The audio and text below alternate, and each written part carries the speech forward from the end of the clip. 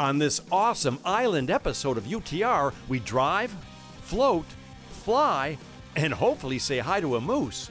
Then we conquer the Keweenaw looking for phenomenal food, a terrific tour, and the elusive Yooper stone. Get ready to explore the cool people, places, and ancient islands that make Michigan a great place to explore. Pure is what you make of it. It's taken it all in and never taken anything for granted. The sun sets, the moon rises, and you realize the end of one perfect summer day is the beginning of another. Pursue your pure in Pure, Michigan. A visit to the Stahl's Auto Collection will take you back to a time when cars were more than just a way to get around. A fantastic assortment of gas pumps, neon signs, and automated music machines dating back 150 years that must be seen and heard. Info at stahlsauto.com. I've been around the world, but there's one place I keep coming back to. And the more I explore, the more I realize it's the place to be. I'm Tom Dalton, and this is Under the Radar, Michigan.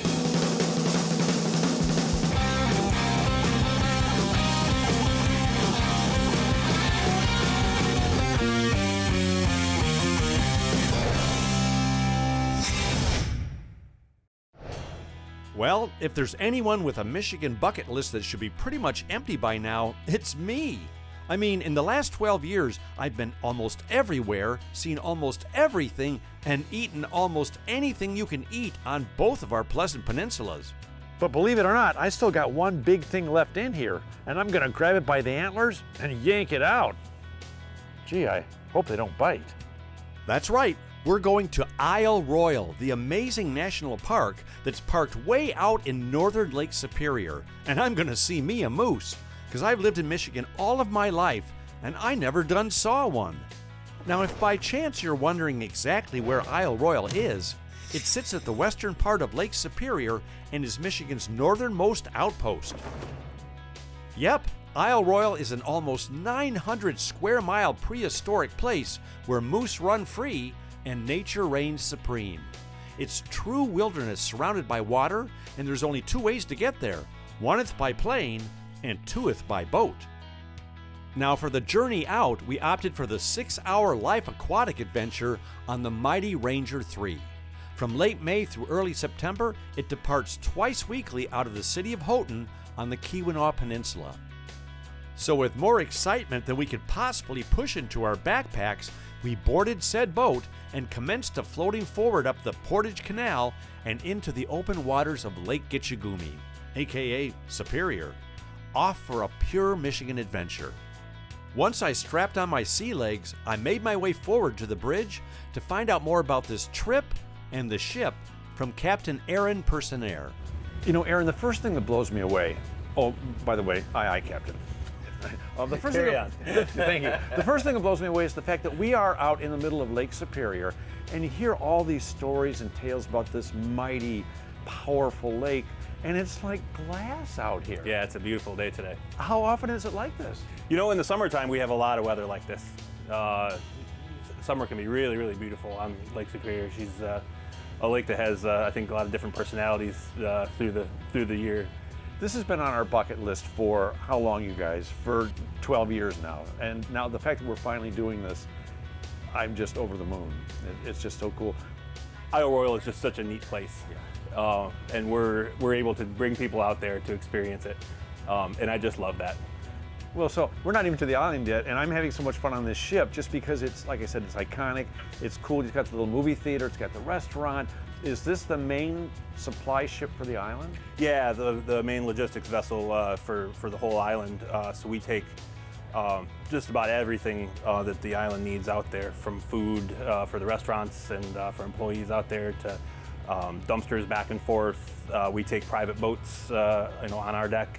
Out there, so people don't have to run their small boats across the open water at Lake Superior. And I'm so blown away with how calm this mighty body of, and this is the largest freshwater lake in the world, and we've all heard the tales, and we know what it could be like up here, and this is just, you could paddleboard across here. Yeah. I wouldn't recommend it. Yeah, it's a great day. We don't always have days like this. In the summertime. There's a lot more nice weather when we get into the fall. you know, things start to get a little dicier out here. So I won't be on that trip. Well, before long, well, actually, it was kind of long. Anyway, we saw it. Land ho! Do they even say that anymore? Yep, there it was, the foreboding yet beautiful shores of Isle Royale. As we made our final approach and navigated a nest of out islands, the park's grandeur made itself apparent. And before we knew it, we were pulling up to the dock, grabbing our gear, and heading down the gangplank. Now, once you arrive, there are two distinctly different ways you can experience the majesty and mystery of this island. You can hike into its rough and wild interior, carrying all the food and supplies you'll need for rustic and remote wilderness camping, or you can make reservations at the island's only full-service resort, the Rock Harbor Lodge. You'll never guess which one we picked. Well, once I stowed my gear, aka unpacked my toothbrush, I sat down with Marina Alexander. She literally personifies the paradise known as the Rock Harbor Lodge.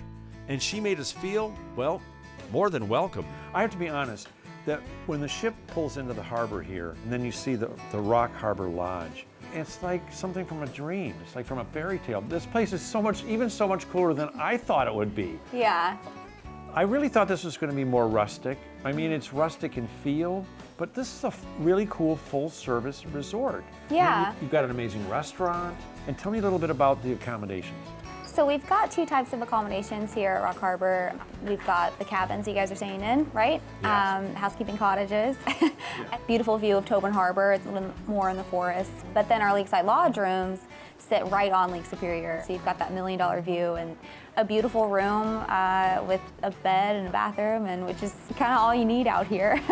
Not only do you have an awesome restaurant here, but you do tours as well. You do Yeah. a tour out into the bay? We do, yeah. We offer quite a few tours on our sightseeing tour boat, the Sandy. We do a couple lighthouse tours to various islands around and hiking tours and all sorts of good stuff, yeah. Will you go out, what's the main lighthouse out here that's been there since 1855 or something? Yeah, that's Rock Harbor Lighthouse. The National Park Service has done an amazing job at keeping up with it and actually also turning it into an Isle Royale Maritime Museum. So you can walk in and see all kinds of shipwreck artifacts and island history and all sorts of cool stuff. And there's a short hike from there is Yeah. the longest running moose. Predator prey study in the world, yeah. Right. What do you call it, a museum? A museum, yeah. Tell me about that. Yeah, so Rolf and Katie Peterson, who have been kind of in charge of the moose and wolf research out here, they reside there in the summertime, and they have this amazing collection of moose bones and antlers and skulls and all sorts of cool stuff over there. And they welcome visitors to come up, and they will explain, you know, all the science and history behind the moose and wolves, and it's really special. That tour alone is my favorite one, and I think any visitor out of Isle Royale should do that one tour. Well, we hope to see a moose. Yes. Already saw a squirrel, so I've seen moose and squirrel. I want to see moose and squirrel, but you're too young to even know what that is. Do you know who Bullwinkle is? I do, yeah. Oh. Well, we do. We've got a lot of moose references out here, so Bullwinkle is definitely on the top on the list of that. All right. Well, thanks for having us at the lodge. I appreciate it. Yeah, I'm glad you guys are out here. This is about as roughing it as we do, right, fellas? when we rough it. Yeah. Well, enough talking about this incredible island. It was time to carb up at the lodge restaurant, food, and get a good night's sleep, because tomorrow was our day to hike, explore, and hopefully eye a mighty moose. And what a beautiful, serene, and pristine evening it was.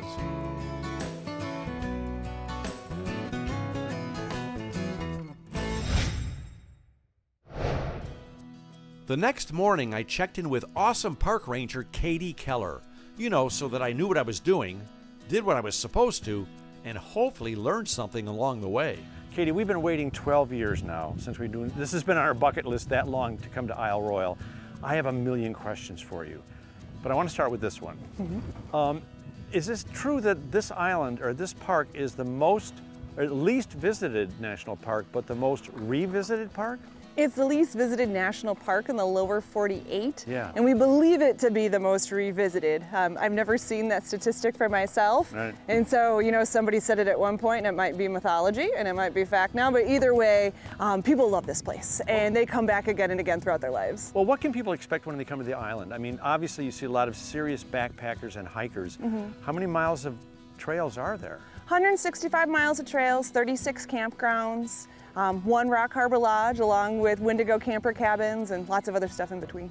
Tell me about the moose wolf population here, because there weren't wolves here for a while, right? Yeah, both moose and wolves are newcomers on the scene, actually. So moose arrived early 1900s. Predominant thought is that they swam here. Moose are like aquatic mammals. They are super efficient swimmers, but water temperatures don't bother them. Wolves came later in the 1940s, thought to walk across an ice bridge that formed between here and Ontario. What's most notorious about Isle Royale, how most people initially find out about it, is through the world's longest running single predator prey study, which is the moose wolf study ran out of Michigan Technological University in Houghton, Michigan, as well as, park staff and other partners. Lots of folks are involved in that. But with that study, we've been studying their population fluctuations over the years, learning lots of things about moose and wolves in the process. And most recently what happened, starting back in 2018, is that we did a reintroduction project of wolves. There were 2 wolves left. They were very closely related. And it was decided after lots of discussions and planning that wolves needed to be here really to help with having so many moose and what's called moose browse. So moose eat a lot every single day, and they were more or less going to eat themselves out of house and home on this island if they went unchecked without a predator. So we're still in the process of a 5-year planning effort of bringing in 20 to 30 wolves. And right now estimated to be about 25 to 30 in the park. Think I'll see a moose? Maybe. No, just say yes. I have known people that have come here on multiple trips and never seen a moose. Really? Yeah. That's not me. I'm seeing me a moose. Well, after absorbing some absolutely awesome info from Ranger Katie, for the next 3 days we went out and actually did some pretty hefty and healthy hikes. We hoofed it with both Marina from the Rock Harbor Lodge and even our good friend Jen Julian from the Vault Hotel in Houghton. But alas, not even a mirage of a moose. On our final day, we went out for one last time to track the elusive moose. And with quite a few hiking miles notched deep into our official UTR Naugahyde accessory belts, you can imagine my surprise and excitement when finally and suddenly we came upon a massive moose grazing on some greenery. Mission accomplished! Finally, I was face to face with the most majestic of mammals. A Michigan memory come true and finally banished from my bucket list. Now, this is where I have to say that if you do encounter a moose in the wild, remember, this is not Bullwinkle. These are huge wild animals, and you should respect their space and keep your distance. So after a good long look and a few photos to help tell the tale, we headed back to the lodge and prepared to head back to civilization. Since we took the boat out to the island, we thought we'd give you a taste of the aviation experience by heading back to Houghton Hancock, high in the sky. That's right, we're taking the 30-minute flight back on Isle Royale seaplanes with pilot Thomas Souls. It's fast, fun, and affords you some absolutely spectacular views of both Isle Royale and the Keweenaw Peninsula. So with memories of moose dancing in our heads, we climbed aboard, buckled up, and traded wild wilderness for the wild blue yonder. So if you ever get the call of Michigan's wild wilderness and want to spend some time on a prehistoric paradise, float or fly over to Isle Royale National Park on Lake Superior. Like so many others who've been there, you'll be back. Well, with wheels, I mean pontoons down in Houghton, it was time to continue our never-ending quest to conquer the Keweenaw. So we jumped in Jim's righteous, snack-filled ride and headed north to the historic town of Calumet for some mouth-watering pasties and some hearty hamburgers harbored in a hut. Actually, it's the Hut Inn, to be more precise. And since 1952, it's been a casual culinary cornerstone up here in the Keweenaw. That's right. For 70 UP years, the Hut Inn in Calumet has been feeding hardy Yoopers and vacationing nomads alike. But before we dig into a UTR-style dinner, I thought I'd get a heaping helping of their history from John Gervais. I have a theory about this place. Frank Lloyd Wright had a nephew who was probably a hobbit, and that's who designed this place. I think so. Really? Okay, well, give me the history. Who built this place, and why? Like, this is so wonderfully bizarre. It was a unique idea by a man named Paul Hendrickson back in 1950, probably 50 when he started. Yeah. And he was kind of an eccentric man, and he had this vision of an upscale burger house. Yeah. And it was an upscale burger house, and he wanted everything to be really unique, where it had a sitting room and a elegant atmosphere. Yeah. And that's what he did. He ground his own hamburger, and he became a millionaire doing it. Seriously? Yes, and he kept adding on, as you can see. He just kept adding on and adding on and adding on. Yeah. And then he put a couple rooms on the back that come off a corner, which used to be attached but isn't anymore. Okay, okay. And that's where the Hut Inn comes in. But once I got here, there was no inn, so now I just named it the Hut Restaurant. Yeah, oh, I understand all your burgers are great, all your food's great, and your pasties. And that's a company that's called Pasty Central, which is right next door to us. So they're not made in our kitchen, but right next to us. Right next door. And Charlie Hopper heads that up over there, and they've been doing it for years. And you know And then you serve those here? Yeah, we work together, and so yeah, he was the owner before me, and so he wanted to keep the pasties in the building, and I said, well, I'm for sure. What do you think is special about the Keweenaw Peninsula? The people, for sure. I mean, the people are resilient, they're tough. We get, 300 inches of snow a year, especially right here that way. This is just like a snow belt up here in Kearsarge. And, it's just, if you live here, you become a tough person. Right. You're resilient, and, you can get through anything. And the people here are like that. And not only are they tough, but they're kind.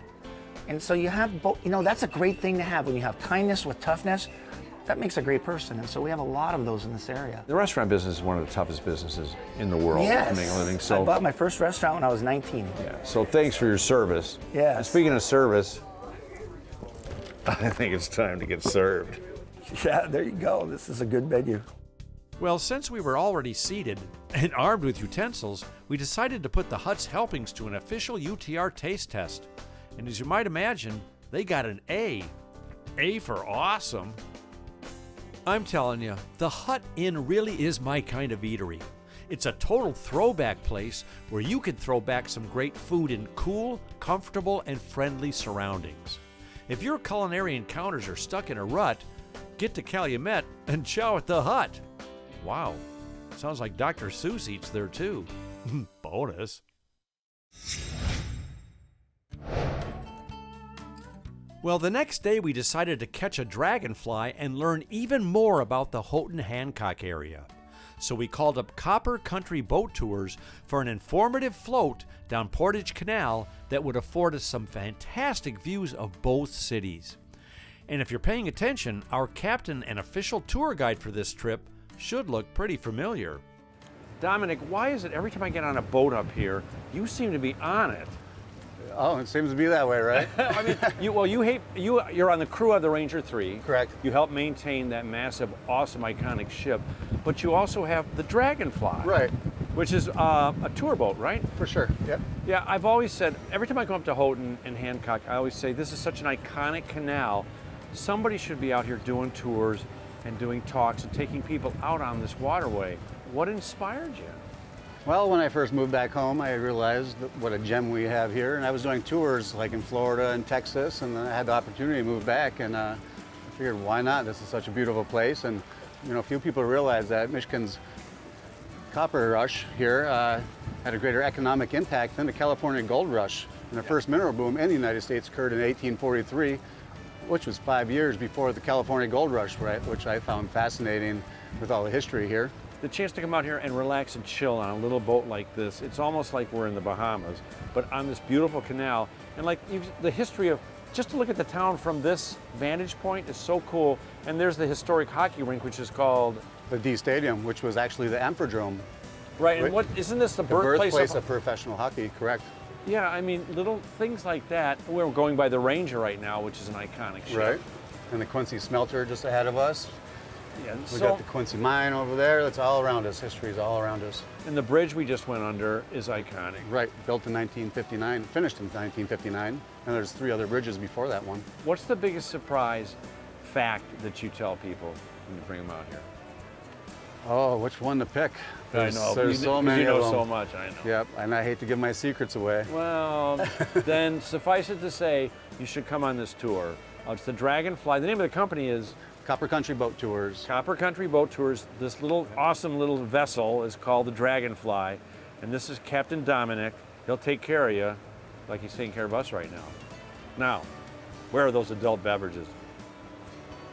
Well, once again, Dominic made our aquatic adventure one to remember. We learned and saw so much cool stuff, all in a relaxing Dragonfly boat ride up and down the canal. If you're looking for a fun and unique thing to do with your friends or family, next time you're in the Keweenaw, check out Captain Dominic and his Copper Country Boat Tours. It's an informative float you'll boast about for years to come. Or my name ain't Maritime Tom. Or, something like that. Now, there's a recently discovered rock in the UP called Yooper stone that glows in the dark, and we're going to find us some. But since I have absolutely no idea what I'm doing, I hired an expert. I'm not dumb. Well, actually, I am dumb. That's why I hired the expert. Like a rock. That's right, we hired Steve Germou of Upper Peninsula Tours, and he takes people on all kinds of awesome UP adventures. From majestic mountain hikes and hidden waterfall tours, he knows the UP like the back of his hand. And if you want a genuine UP adventure, he's the guy to call. Well, it just so happens he also takes folks on organized adventures to find the elusive Yooper stone, and he was about to take us. I have to ask, what exactly is a Yooper stone? Just basically, it's a cyanite stone. It's the host stone, and then there's what's called a mineral called sodalite inside there, and that's what gives you the glowing, reflecting rock of the UV light. Gotcha. And that's what makes it glow. What happens and glows because of that sodalite in the stone. And to find these, they're pretty much just found in the UP, correct? No, they're found through the Great Lakes region, and some people claim that they've found them in throughout the Midwest and stuff too, but they're more prevalent up here on the Lake Superior shorelines and maybe in the northern parts of Lake Michigan shorelines, but primarily along this western coast of Lake Superior, really prevalent in the Whitefish Bay, Munising area, Grand Marais. Now, to go hunting, obviously it's probably better to do it at night, which is why we're here. The sun just went down, so we gotta hurry. But what kind of special equipment do you need to find them? So in your bucket there, and what I've got here. I got my own bucket. You got your own bucket to find some Thanks, stuff Steve. here. Yeah. That's what we provide on the tours. Yeah. So something to carry your Yooper stones that you find. Yeah. I like to carry another big bucket with me as well, so if we find any trash, we can pick it up and keep the beach clean as well. And I usually provide a small light like this for pretty much everybody that's on the tours, and it's gonna light up the rocks fairly nicely. Is it like a black light, or it's a UV light, not particularly the black lights that you find in Halloween stores and stuff like that. It's got a different wavelength. 365 nanometers is the wavelength that you want. Gotcha. To give the proper lighting of the rock, so it really lights up. What do you think my chances are? I think they're going to be 100% tonight. Yeah, because we hired an expert. That's why you're here. Because it was just me, I'd bring home, I don't know, chewing gum, a stick, a twig, Well, let's do it. So after some sound Yooper stone statistics and strategies, we grabbed our gear and commenced to stalking this storied stone. But this is what we want to do. We just want to walk the beach. A lot of times they'll be right on the shore. And a nice little thing to do too, as you get a nice set of rocks here, is just to kind of do a kick around. Right. And you're going to want to give your light a little shine around you. Okay. Now we're looking for like an orangey, amber, orangey glow. Yeah, kind of like a if someone's smoking a cigarette. Yeah. Oh. Oh my gosh! Did you see that? And see, it's still light out. You can still find them if you have a good light. Holy cow! Yeah, look at that. Look at that. Take your light off of it. And it's nothing. And it looks like nothing. Oh my Awesome. gosh. Yeah. I gotta tell you, this was too cool for school. And thanks to Steve, we found an actual bona fide Yooper stone, lit it up, and had a great story to tell our friends and family. Oh, and did we find any more Yooper stones? Well, you tell me. Bonus. You know, they say the older you get, the more often you should do something for the very first time. Well, it's time for you to contact Steve at Upper Peninsula Tours and light up your own Yooper stones. It's also time for you to get up to Isle Royale National Park and Michigan's amazing Keweenaw Peninsula, have your own awesome adventures, and empty out some of the things on your bucket list. Well, I'd offer you the moose that I saw, but, well, I already let him out of my bucket. Oops. Pure is what you make of it. It's taken it all in and never taken anything for granted. The sun sets, the moon rises, and you realize the end of one perfect summer day is the beginning of another. Pursue your pure in Pure, Michigan. A visit to the Stalls Auto Collection will take you back to a time when cars were more than just a way to get around. A fantastic assortment of gas pumps, neon signs, and automated music machines dating back 150 years that must be seen and heard. Info at stallsauto.com.